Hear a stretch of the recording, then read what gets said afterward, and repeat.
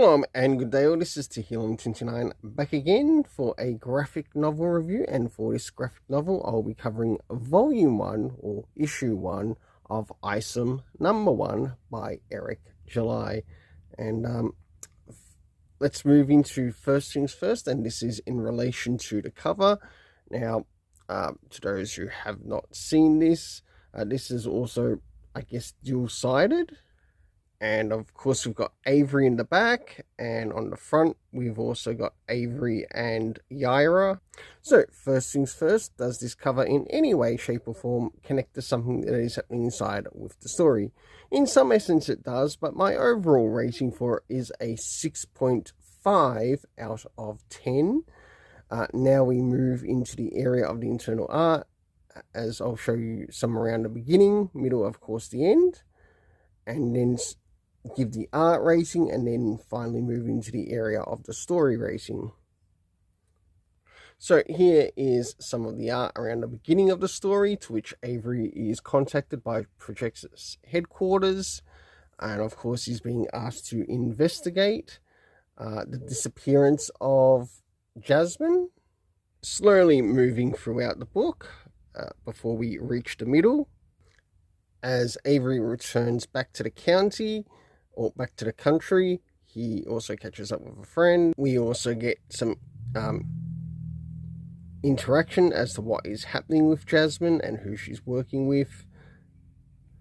To, of course, Avery going into, well, taking care of business at one of the clubs. Of course, heading back home, but also as we move towards the very end, we do definitely get a introduction to another thing that will be coming into the Ripper universe, that being the band, or the members of Northrika.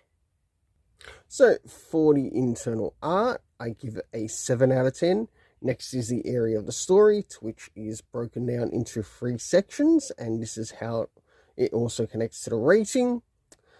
First things first is the area of time. So what did we get time-wise? We had 2 weeks ago, we had earlier that night, and also next morning being used, which is also, I think, a bit of a pro in relation to this first graphic novel. Because sometimes you get some writers, whether it's indie or not, sometimes mainstream, sometimes they forget these little things that, yes, if you're going to write a story, you need people to understand when these time of events are taking place. Next is the location. We learned that it's taking place at Florist Park. We also go to an area known as Shadow Valley. We get to see Project's headquarters, but only for a glimpse. We also have half a mile away being used, Club Miro, and of course we have Florida, as well as Alliance Medical making an appearance, or some of the things that are being shown in location. The cast of characters consisting of Avery, Jasmine, Otway, Sam, Yaira. We have the members of Alpha Core being